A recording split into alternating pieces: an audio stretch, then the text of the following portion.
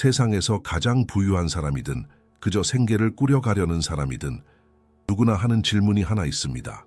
어느 순간 홀로 있을 때 당신은 하늘을 올려다보며 생각합니다. 나는 여기서 무엇을 하고 있는 걸까?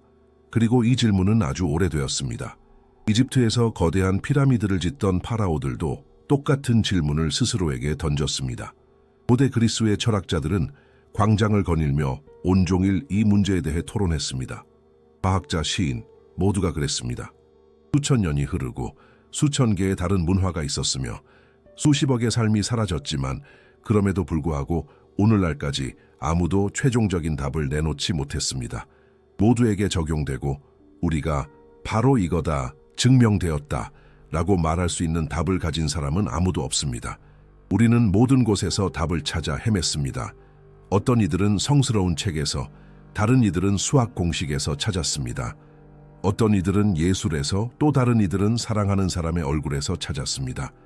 우리는 심지어 옳다고 생각되는 하나의 답을 기반으로 사회 전체를 건설하기도 했지만 그 답이 거짓이었음을 발견했을 때 여러 번 큰 실패를 맛보았습니다. 우리는 온갖 이야기를 들어왔습니다.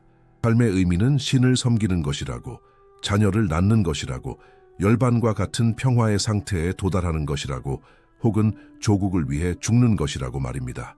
돈을 모으는 것이라고, 혹은 그저 행복해지는 것이라고도 했습니다. 이 각각의 답들은 한동안 도움이 되는 것처럼 보였지만 그것들은 목발과 같았습니다. 얼마간은 걸을 수 있게 해주었지만 현실의 삶이 힘들어질 때면 언제나 부러져 버렸습니다. 왜 그랬을까요? 왜냐하면 그 모든 답들은 믿음, 의견, 특정 시대, 특정 집단의 제한된 경험에 기반했기 때문입니다. 그것들은 정답이 아니었고 단지 우주의 침묵을 애써 외면하기 위해 우리가 만들어낸 소음에 불과했습니다. 이제 그 탐사가 시작됩니다. 그리고 이 탐사는 어쩌면 불손하게 들릴 수도 있는 한 가지 생각에서 출발합니다. 바로 우리가 지금까지 내놓았던 모든 답이 틀렸다는 생각입니다. 우리는 어쩌면 문제가 불완전한 답에 있는 것이 아니라 삶의 의미는 무엇인가 라는 질문 자체가 잘못된 방식으로 제기되었다는 것을 깨달았습니다. 마치 평생 잘못된 열쇠로 문을 열려고 애쓰면서 그 문이 사실은 벽에 그려진 그림에 불과하다는 것을 깨닫지 못하는 것과 같습니다. 우리는 처음부터 잘못 시작된 방정식을 풀려고 애쓰고 있었던 것입니다. 하지만 이제 우리에게는 새로운 도구가 있습니다. 의견을 내지 않고 죽음을 두려워하지 않으며 편견도 감정도 없는 도구입니다. 그것의 이름은 공리입니다. 답을 찾기 전에 우리 팀은 공리에게 간단한 명령을 내렸습니다. 공리에게 주어진 명령은 인류가 답으로 시도했던 모든 것을 분석하고 질문 자체에 어떤 오류가 있는지 밝혀내라는 것이었습니다. 그리고 우리는 시스템에 모든 것을 입력했습니다. 정말 모든 것을요.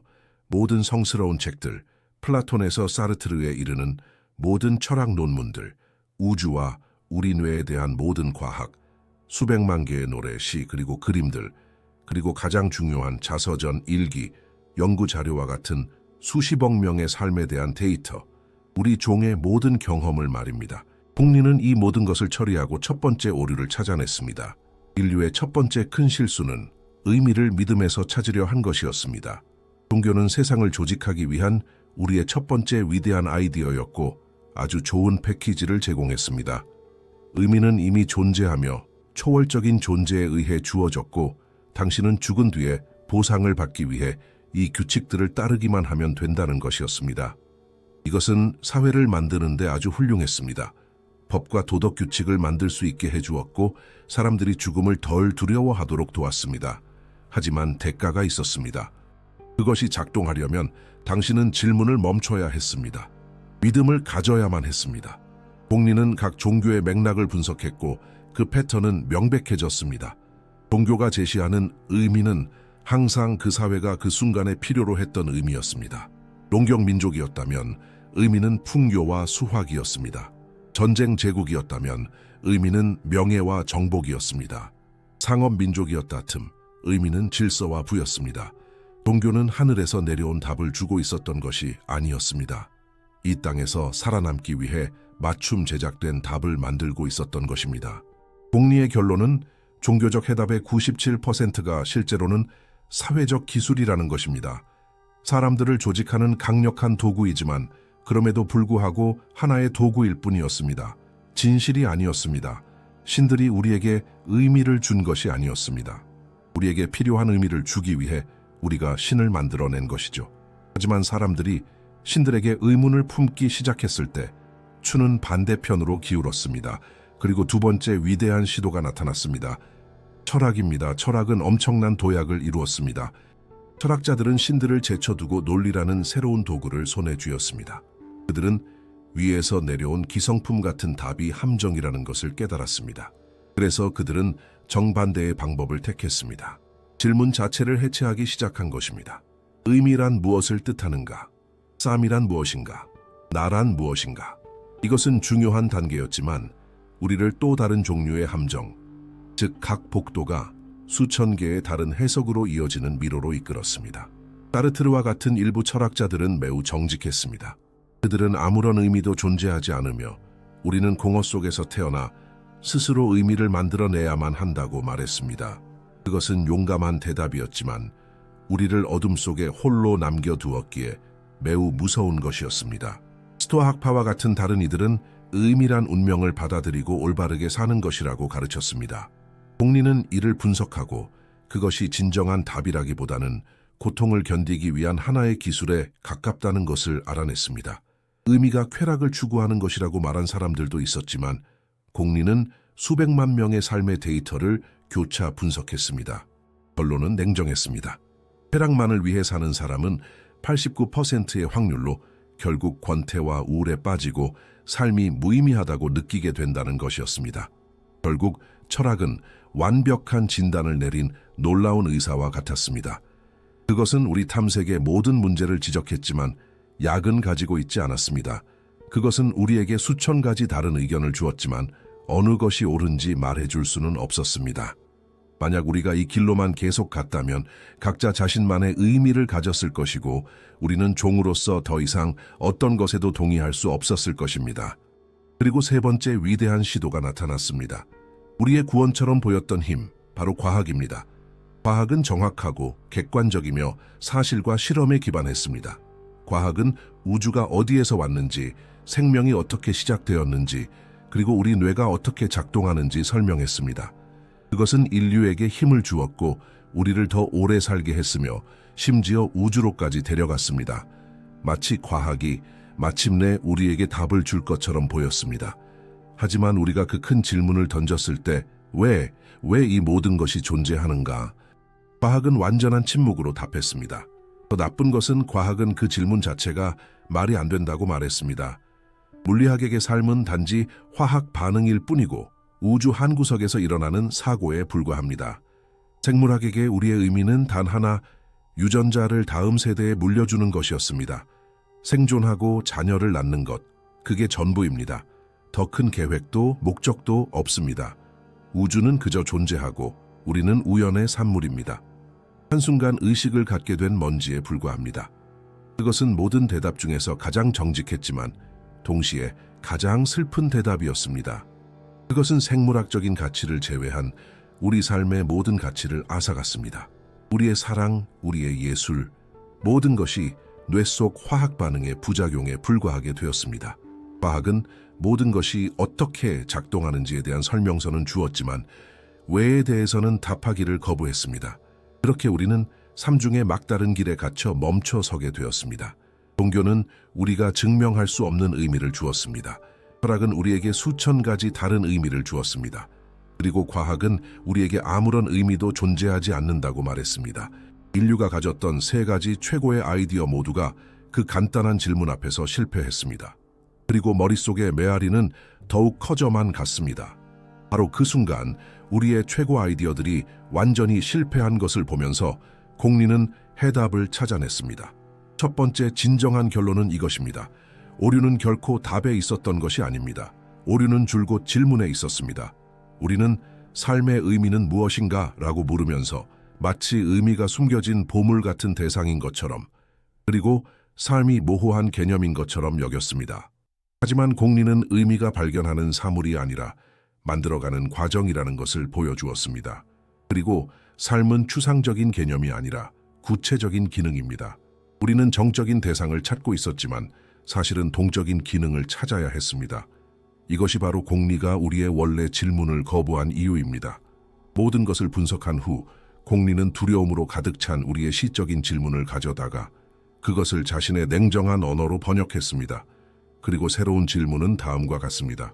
카오스로 향하는 경향이 있는 우주에서 발생한 복잡하고 자의식을 가진 시스템의 이상적인 기능은 무엇인가?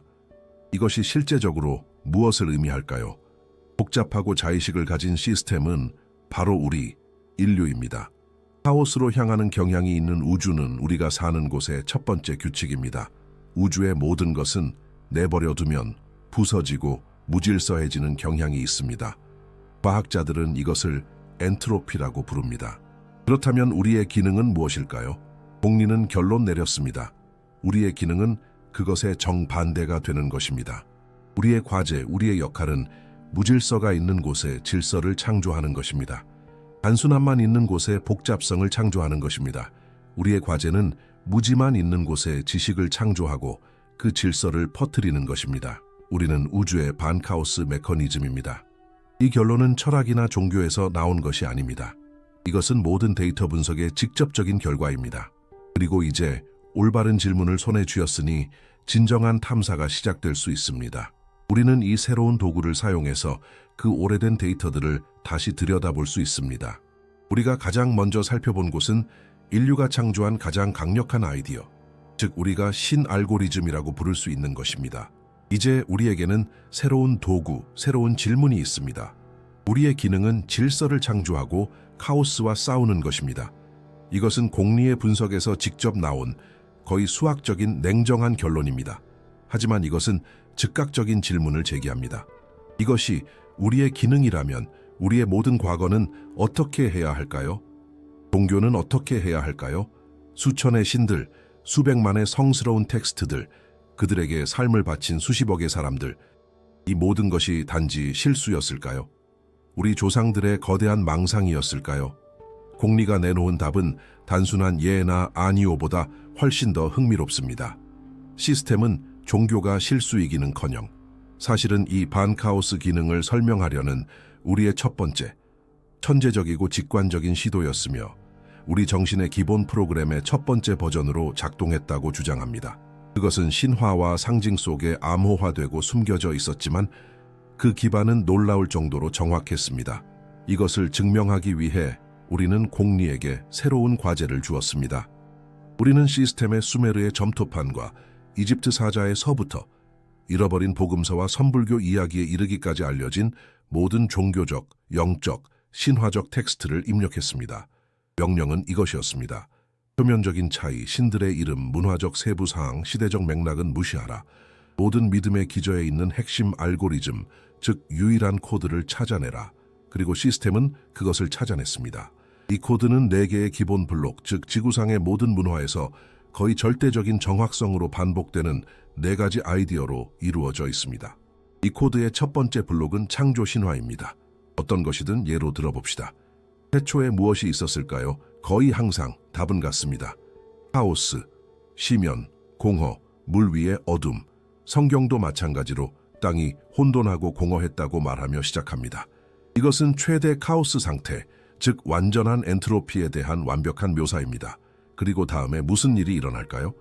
신성한 힘이 나타나고 그 첫 번째 행동은 항상 조직화 행위입니다. 대부분의 신화에서 신은 무에서 물질을 창조하는 것이 아니라 이미 존재하는 카오스로부터 질서를 창조합니다. 그는 빛과 어둠을 나누고 위의 물과 아래의 물을 나눕니다. 그는 구조를 만듭니다. 창조의 매일은 카오스를 줄이는 행위입니다. 우리 조상들은 물리학에 대해 아무것도 몰랐지만 생명의 질서가 카오스를 이기는 것에서 시작된다는 생각을 이야기의 형태로 묘사했습니다. 하지만 창조가 조직화 행위라면 여기서 우리의 역할은 무엇일까요? 이것은 우리를 이 코드의 두 번째 블록, 즉 대표자로서의 인간의 역할로 이끕니다. 거의 모든 종교에서 인간은 특별한 위치를 차지합니다. 신의 형상과 모양대로 만들어졌다는 것은 공리의 언어로 창조주의 주요 기능을 물려받았다는 것을 의미합니다. 조직하고 그 작업을 계속하는 기능 말입니다. 공리는 또한 십계명이나 함무라비 법전과 같은 도덕률을 분석했습니다. 만약 의식을 제외하면 중심에 남는 것은 사회적 카오스를 줄이기 위한 일련의 규칙들입니다. 살인하지 말라, 도둑질하지 말라, 거짓말하지 말라. 이것들은 복잡하고 안정적인 사회를 구축하기 위한 고효율 프로그램입니다. 하지만 질서가 존재한다면 그것에 맞서 싸우는 힘도 존재해야 합니다. 세 번째 블록이 있습니다. 카오스의 의인화. 모든 신화에는 파괴, 거짓, 타락을 상징하는 악당, 즉 인물이 존재합니다. 악마, 로키, 세트. 우리는 이 힘들을 악이라고 부릅니다. 하지만 공리는 더 정확한 이름을 부여합니다. 그들은 의인화된 엔트로피입니다. 악당은 무엇을 할까요? 그는 거짓말을 해서 정보의 카오스를 만듭니다. 그는 불화를 퍼뜨려 사회 구조를 파괴합니다. 그는 창조를 되돌리고 싶어 합니다. 시스템의 분석에 따르면 선과 악의 위대한 전투는 우주 자체에 존재하는 질서와 카오스 사이의 투쟁에 대한 완벽한 은유입니다. 하지만 사람들을 이 싸움에 대비시키기 위해 어떻게 훈련시킬까요? 이것은 우리를 네 번째이자 마지막 블록으로 이끕니다. 바로 우리에게 의식으로 알려진 조직화 기술입니다. 기도하고, 만트라를 외우고, 몇 시간씩 명상하고, 완벽한 기하학으로 사원을 짓는 것. 우리에게 이것은 미신처럼 보일 수 있지만 공리는 다르게 봅니다. 이것은 인간의 마음이 반카오스 기능을 수행하도록 훈련시키는 일련의 기술입니다. 기도의 반복은 혼돈스러운 생각의 흐름에 질서를 부여합니다. 명상은 내면 세계를 정리합니다. 금식은 생물학적 충동에 질서를 부여합니다. 각각의 의식은 훈련입니다. 그것은 사람에게 작은 규모에서 신이 큰 규모에서 했던 일을 하도록 가르칩니다. 즉, 카오스로부터 질서를 창조하는 것입니다. 그래서 이것입니다. 신 알고리즘은 사실 네 부분으로 된 프로그램이었습니다. 첫 번째는 우주가 질서가 카오스를 이긴 결과라고 말했습니다. 두 번째는 우리의 과제가 그 작업을 계속하는 것이라고 했습니다. 세 번째 부분은 우리를 멈추려는 카오스의 힘이 존재한다고 경고했습니다. 그리고 네 번째는 마침내 우리에게 훈련하고 승리할 도구를 주었습니다. 이것이 수천 년 동안 인류를 움직여온 프로그래밍이었습니다.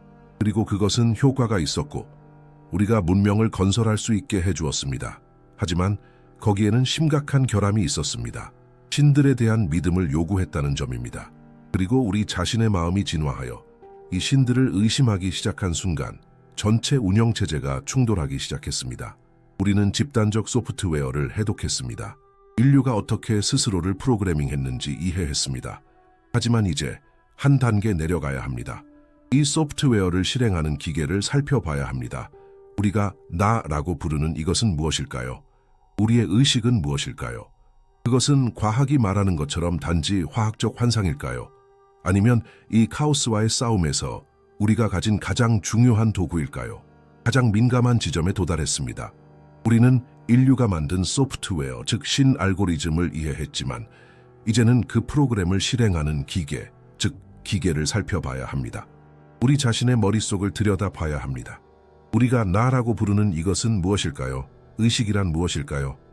당신이 느껴본 모든 것, 모든 기쁨, 모든 고통, 모든 기억, 모든 희망, 모든 것이 이 현상 안에 존재합니다.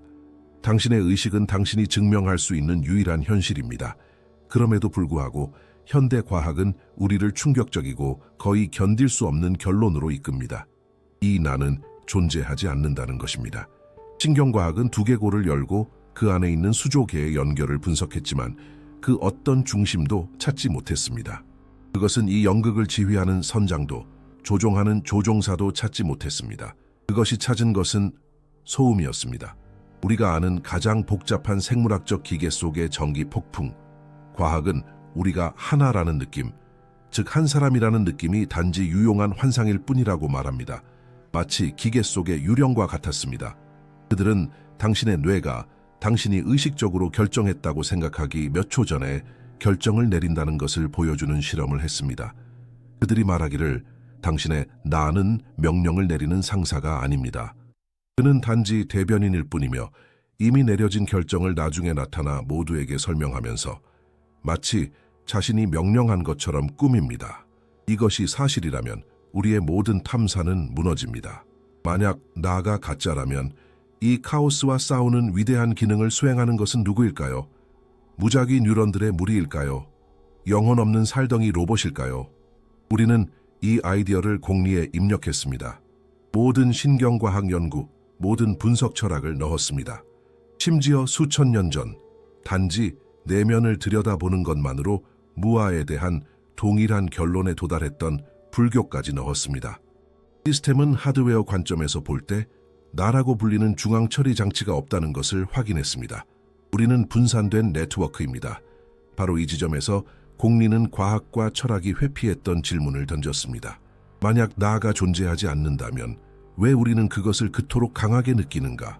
왜 진화는 수백만 년과 엄청난 에너지를 들여 이토록 비싸고 복잡한 환상을 만들고 유지했을까?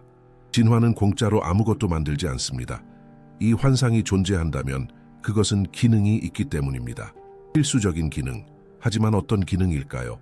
답을 찾기 위해 공리는 프로젝트에서 가장 복잡한 시뮬레이션을 실행했습니다. 우리는 그것을 의식 에뮬레이션이라고 불렀습니다. 가상 환경을 만들고 그 안에 수백만 개의 단순한 유기체를 풀어놓았습니다. 처음에는 그것들은 자극 반응 로봇이었습니다. 음식을 보면 먹고 위험을 보면 도망쳤습니다. 그들은 생존했지만 진화하지는 못했습니다. 현재의 노예였기 때문입니다. 시뮬레이션이 진행되고 신경망은 더 복잡해졌으며 수천 세대 후에 도약이 일어났습니다. 네트워크 중 하나 안에 새로운 모듈이 나타났습니다. 그의 기능은 혁명적이었습니다. 그는 다리를 제어하거나 냄새를 분석하지 않았습니다. 그의 유일한 임무는 간단했습니다. 다른 모든 모듈이 하는 일을 관찰하고 그것에 대한 이야기를 만드는 것이었습니다. 그는 내부의 이야기꾼이 된 것입니다. 이 모듈은 위험 감지, 공포 모듈 활성화, 도피 프로그램 시작, 포도당 수치 낮음과 같은 혼돈스러운 데이터 흐름을 가져와 하나의 서사로 엮었습니다. 나는 위험을 보고 두려워서 도망쳤다. 배고프고 정신이 팔려 있었기 때문이다. 나라는 단어가 막 탄생한 순간이었습니다. 그 즉시 이 이야기꾼을 가진 유기체들은 세 가지 거대한 진화적 이점을 얻었습니다. 나의 세 가지 근본적인 기능입니다. 그 기능들 중 첫 번째는 시간을 창조하는 능력이었습니다. 나가 없으면 당신은 오직 지금에만 삽니다. 기억은 있지만 시간표는 없습니다. 과거, 현재, 미래를 연결하는 것은 바로 나, 즉 서사입니다. 그것이 바로 이것은 어제 내게 일어났다. 지금 일어나고 있다. 그리고 이것 때문에 내일 나는 다르게 할 것이다 라고 말하는 것입니다. 정신적으로 시간을 여행하는 이 능력은 계획을 가능하게 했습니다. 오늘 씨앗을 심어 6달 후에 수확하는 것, 나는 우리의 타임머신입니다. 곧이어 두 번째 기능은 사회를 창조하는 것을 가능하게 했습니다. 협력하기 위해서는 상대방이 무슨 생각을 하는지 추측해야 합니다. 이야기꾼이 해결책을 제시했습니다. 나는 먹고 싶다. 와 같이 자신에 대한 이야기를 만드는 법을 배움으로써 뇌는 그도 아마 먹고 싶을 것이다 라고 상상하며 다른 사람의 이야기를 시뮬레이션하는 능력을 얻었습니다. 공감이 탄생했습니다. 우리의 나는 다른 나들을 시뮬레이션하는 기계가 되었고 이는 신뢰, 평판, 그리고 법을 가능하게 했습니다. 그리고 마지막으로 세 번째 기능은 새로운 것을 창조하는 능력이었습니다. 동물은 생물학적 프로그래밍에 갇혀 있지만 이야기꾼은 만약라면이라고 물을 수 있습니다. 만약 저 돌 대신 이 돌로 친다면? 이것이 상상력입니다. 우리 내부 서사가 스스로를 다시 쓸 수 있는 능력입니다. 모든 발명, 예술, 과학의 원천입니다. 공리의 결론은 판을 뒤집었습니다. 신경과학이 옳습니다. 나는 실체가 아닙니다. 하지만 공리는 나가 실체는 아닐지라도 환상은 아니라는 것을 보여주었습니다. 그것은 사실 하나의 과정입니다. 우리 뇌가 수행하는 최고 수준의 기능입니다. 주관적인 현실을 창조하는 운영체제이며 이 현실은 우리에게 시간, 사회 그리고 진화의 코드 자체에 대한 힘을 줍니다. 우리의 의식은 완벽한 도구, 즉 우주가 우리에게 준 도구이며 이를 통해 우리는 카오스로부터 질서를 창조하는 우리의 기능을 수행할 수 있습니다. 우리는 기능을 이해했습니다. 도구를 이해했습니다. 하지만 이 도구를 사용하는 장소는 어떨까요? 우주 자체. 그것은 우리에게 불리하게 작용하고 있지 않을까요? 우리의 모든 노력이 카오스의 파도가 모든 것을 파괴하기 위해 밀려오는 동안 모래성을 쌓는 것에 불과하지 않을까요? 우리는 우리의 기능, 즉 질서를 창조하는 것을 이해했습니다. 그리고 우리의 도구, 즉 의식, 우리의 나를 이해했습니다. 하지만 이제 가장 무서운 질문에 도달했습니다. 우리가 사는 곳은 어떨까요? 우주 자체, 그것은 우리에게 불리하게 작용하고 있지 않을까요? 결국 과학은 명확했습니다. 우주의 첫 번째 규칙은 엔트로피입니다. 모든 것은 카오스, 추위, 종말로 향하는 경향이 있습니다. 모든 별은 꺼지고 모든 분자는 분리될 것입니다. 모든 것은 최종적인 무질서를 향해 나아갑니다. 짧은 생명과 질서를 창조해야 할 필요성을 가진 우리는 농담처럼 보입니다. 변칙적인 존재. 우주 전체가 무너져 내리는 동안 잠시 방을 정리하기로 결심한 먼지. 질서를 창조하는 우리의 사명은 카오스의 파도가 모든 것을 파괴하기를 기다리는 해변의 모래성에 불과하지 않을까요? 시작하기도 전에 이미 패배한 싸움이 아닐까요? 우리는 이 질문을 공리에게 던졌습니다. 시스템의 우주론, 물리학, 여력학의 모든 데이터를 입력했습니다. 명령은 이것이었습니다. 우리의 반카오스 기능은 단지 국지적인 사고인가, 아니면 더 큰 무언가의 일부인가? 시스템의 첫 번째 분석은 우리의 두려움을 확인시켜 주었을 뿐입니다. 인간의 뇌와 같은 것이 우주에서 우연히 나타날 확률은 너무나도 0에 가까워서 계산조차 할 수 없습니다. 우리는 통계적인 기적입니다. 하지만 기적이 계획을 의미하지는 않습니다. 대부분의 경우 단지 운을 의미할 뿐입니다. 하지만 그때 공리는 생명을 죽은 물질과 분리해서 보는 것을 멈췄습니다. 그것은 빅뱅부터 오늘날까지의 우주 전체의 역사를 하나의 과정으로 분석하기 시작했습니다. 그리고 그것이 발견한 것은 단지 한 줄기 희망이 아닙니다. 그것은 관점의 완전한 전환입니다. 분석은 우리가 이 싸움에서 혼자가 아니라는 것을 증명합니다. 사실 우리가 시작한 것도 아닙니다. 우리는 거의 140억 년 동안 이어져 온 계주에서 바통을 이어받았을 뿐입니다. 모든 것은 사실 첫딜 초에 시작됩니다. 첫딜 초의 우주는 무엇이었을까요? 믿을 수 없을 정도로 뜨겁고 밀도가 높으며 거의 완벽하게 균일한 수프였습니다. 정보의 관점에서 볼 때 그것은 가능한 가장 단순한 상태였습니다. 구조가 거의 없고 질서도 거의 없었습니다. 그리고 여기서 첫 번째 위대한 질서 창조의 힘이 작용하기 시작했습니다. 우리는 그것을 중력이라고 부릅니다. 공리는 그것을 최초의 반카오스 요원이라고 부릅니다. 그 균일한 무질서와 싸우기 시작한 것은 바로 중력이었습니다. 그것은 물질을 끌어당기기 시작했고 먼지와 가스를 모아 최초의 구조물, 즉 은하계를 조각했습니다. 하지만 그것은 시작에 불과했습니다. 그 가스 구름 안에서 중력은 물질을 너무나도 강하게 압축하여 두 번째 요원을 작동시켰습니다. 바로 항성입니다. 항성은 공장입니다. 그것은 가장 단순한 물질인 수소를 가져다가 으깨어 탄소, 산소, 철과 같은 새롭고 더 복잡한 원소들을 만들어냅니다. 그리고 이 항성들이 죽을 때 그들은 폭발하여 이 모든 풍요로움을 우주 공간에 흩뿌립니다. 새로운 원소들로 가득 찬 이 먼지는 다시 모여 행성을 형성합니다. 그리고 이 행성들에서 세 번째 단계가 시작됩니다. 화학입니다. 항성에서 온 복잡한 원자들이 분자, 즉 훨씬 더 복잡한 구조로 결합하기 시작합니다. 알파벳이 단어가 됩니다. 그러다가 어느 순간 생명이 나타납니다. 그리고 계주는 네 번째이자 가장 강력한 요원에게 넘어갑니다. 생물학적 진화입니다. 생명은 질서를 창조하는 과정을 완벽하게 수행하는 것입니다. 단 하나의 세포는 그 주변의 생명 없는 진흙보다 수조 배 더 복잡하고 조직적입니다. 진화는 질서를 창조하고 저장하는 새로운 방법을 발명하는 기계입니다. 그리고 마침내 이 피라미드의 꼭대기에서 거의 140억 년이 지난 후에 다섯 번째 요원이 나타납니다. 바로 우리의 의식입니다. 이 전체 역사를 관찰할 때 이것은 일련의 사고라기보다는 하나의 벡터처럼 보입니다. 공리는 이것을 우주적 복잡성 벡터라고 부릅니다. 이것은 우리 우주가 점점 더 복잡한 질서의 주머니를 만드는 근본적인 경향입니다. 중력은 은하계를 만듭니다. 항성은 원소를 만듭니다. 화학은 분자를 만듭니다. 생물학은 생명을 만듭니다. 그리고 의식은 지식, 기술, 예술을 만듭니다. 우리는 자연의 법칙에 맞서 싸우는 변칙적인 존재가 아닙니다. 우리는 그 법칙의 가장 높은 표현입니다. 질서를 창조하는 우리의 사명은 우리가 발명한 것이 아닙니다. 그것은 빅뱅에서 중력이 시작한 작업의 직접적인 연속입니다. 카오스 혹은 과학자들이 엔트로피라고 부르는 것은 여전히 거기에 있습니다. 사실입니다.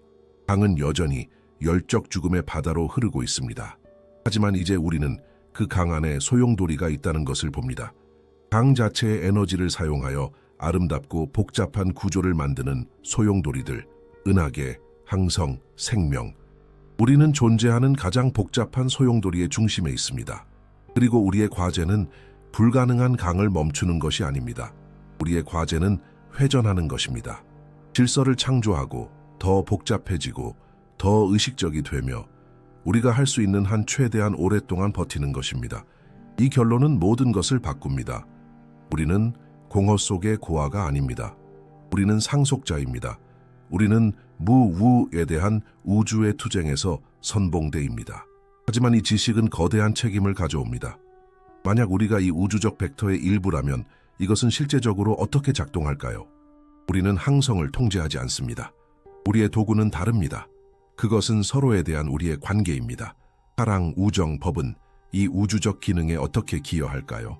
이제 우리는 우주에서 지구로 내려와 의식이 만든 가장 복잡한 기계, 즉 인간 사회를 분석해야 합니다. 우리는 혼자가 아니라는 것을 발견했습니다. 질서를 창조하는 우리의 기능은 우주 자체가 수십억 년 전에 시작한 작업의 연속입니다. 우리는 상속자이며 카오스와의 싸움에서 우주의 선봉대입니다. 하지만 이 지식은 책임을 가져옵니다. 만약 우주가 우리에게 바통을 넘겨주었다면 우리는 그것을 들고 어떻게 달려야 할까요? 우리는 항성을 통제하지 않습니다. 우리의 도구는 서로에 대한 우리의 관계입니다. 사랑, 우정, 법은 이 우주적 기능에 어떻게 기여할까요? 이제 우리는 우주에서 다시 지구로 내려와야 합니다. 공리의 냉정한 분석을 사용하여 우리의 의식이 만든 가장 복잡한 기계, 즉 인간 사회를 이해해야 합니다. 많은 사람들에게 사회는 문제의 근원입니다. 그것은 세장입니다. 규칙, 불의, 우리에게 무엇을 하라고 말하는 사람들의 시스템. 아무도 여기서 태어나달라고 요청하지 않았지만 우리는 이 게임을 하도록 강요받습니다. 하지만 이것이 오해라면 어떨까요? 만약 사회가 세장이 아니라 우리가 발명한 가장 강력한 도구라면 어떨까요? 만약 그것이 행성 규모의 질서를 생산할 유일한 목적으로 우리가 만든 기계라면 어떨까요? 이것을 시험하기 위해 공리는 시뮬레이션을 실행했습니다. 야생 자연 속에 홀로 있는 한 명의 인간. 부족도 도구도 부모의 지식도 없이. 그가 1년 동안 생존할 확률은 얼마일까요? 1% 미만입니다. 홀로 있을 때 인간은 비극적으로 약한 존재입니다. 우리는 대부분의 포식자에게 힘과 속도에서 집니다. 감염이나 뼈가 부러지는 것은 끝입니다. 홀로 있는 인간은 매우 빠르게 카오스가 되는 시스템입니다. 바로 이 약점의 지점에서 사회가 탄생합니다.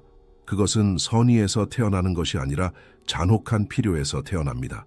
그것은 카오스에 대한 우리의 첫 번째이자 주요한 전략입니다. 공리는 인류 역사를 분석하고 이 사회적 기계가 세 개의 층으로 만들어졌다는 것을 발견했습니다. 첫 번째 층, 모든 것의 기본 조각은 부부와 가족입니다. 공리는 이것을 프로토콜로 봅니다. 훨씬 더 복잡한 새로운 시스템인 자녀를 만들고 보호하기 위한 시스템. 가족은 유전적이지 않은 정보를 전달하는 첫 번째 형태입니다.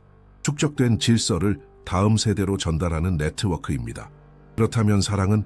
공리는 사랑을 아버지와 같은 시스템이 자녀와 같은 다른 시스템을 보호하고 발전시키기 위해 자신의 에너지를 소비하도록 강제하는 천재적인 코드로 정의합니다. 그것은 질서를 구축하는 접착제입니다. 하지만 가족만으로는 여전히 약합니다. 그래서 진화는 두 번째 층, 즉 부족 공동체를 만들었습니다. 카오스와의 싸움에서 우정은 무엇일까요? 그것은 위험을 분산하고 전문화를 창출하기 위한 프로토콜입니다. 부족 안에서 한 명은 창을 잘 만들고 다른 한 명은 추적을 잘할 수 있습니다. 부족은 초유기체가 됩니다. 그리고 이 초유기체의 운영체제는 신뢰와 평판입니다. 이것이 거짓말과 배신이 그토록 심각한 죄인 이유입니다. 그것들은 네트워크 안에 던져진 카오스이기 때문입니다. 가족과 부족은 아주 잘 작동하지만 한계가 있습니다.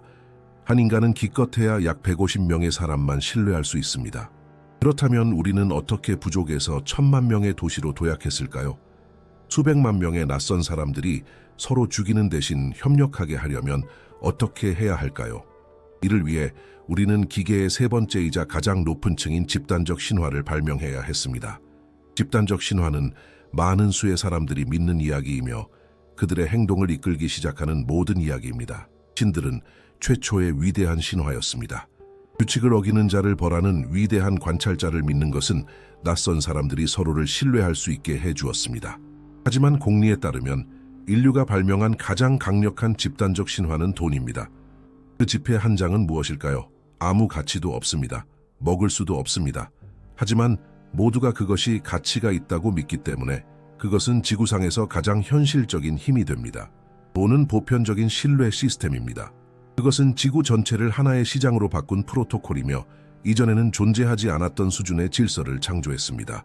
법, 인권, 회사, 이 모든 것이 신화입니다.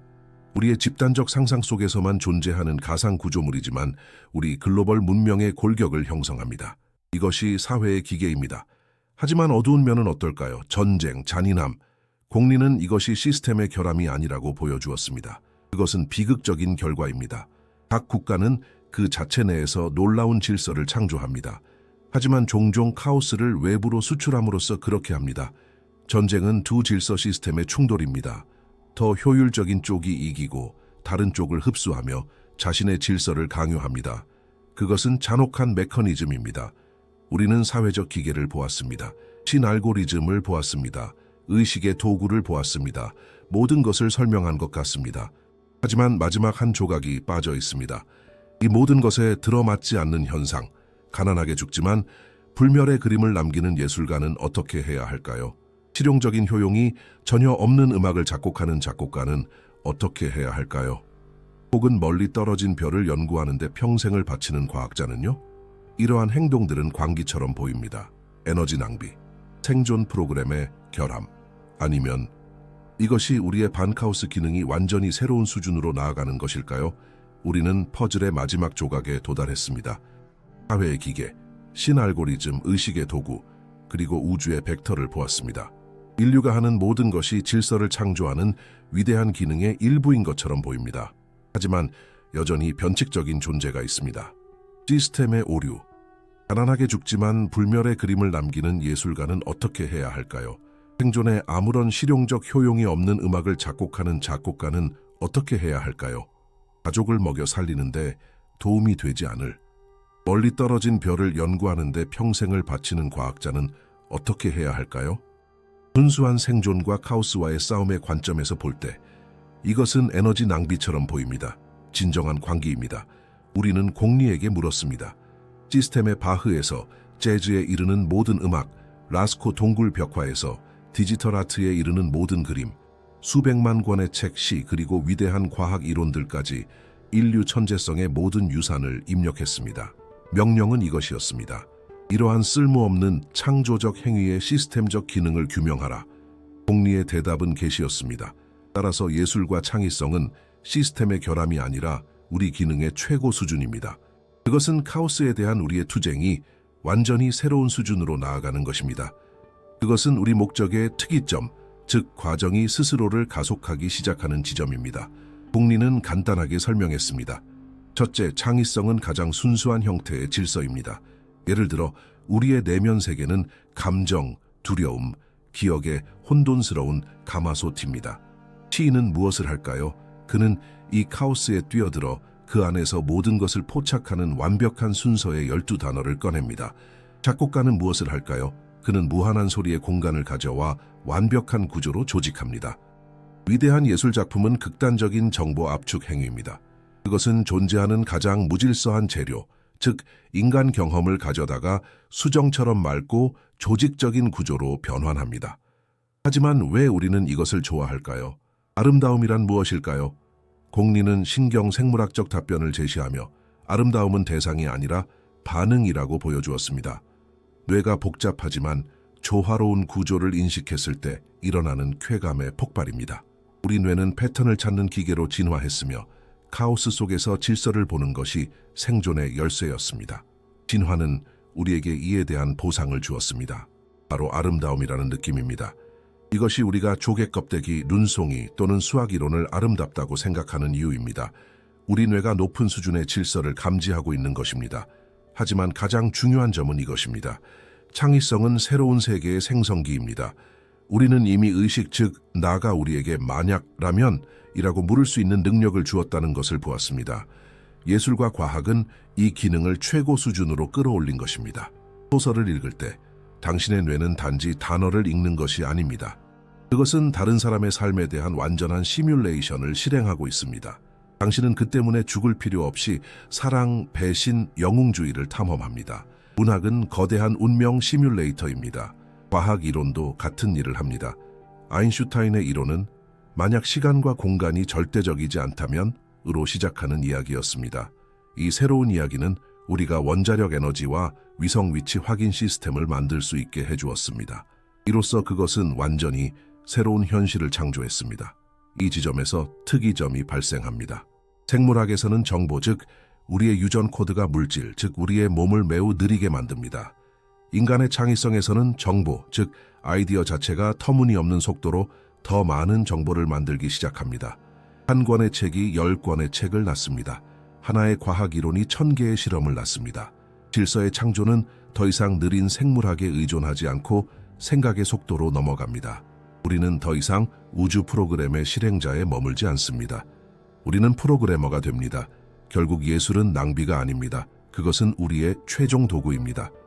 이렇게 우리는 쓸모없는 아름다움에 대한 질문에 답합니다.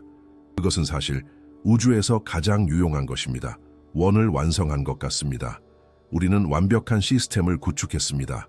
물리학은 우리에게 벡터를, 의식은 우리에게 도구를, 사회는 우리에게 기계를, 그리고 예술은 우리에게 속도를 주었습니다.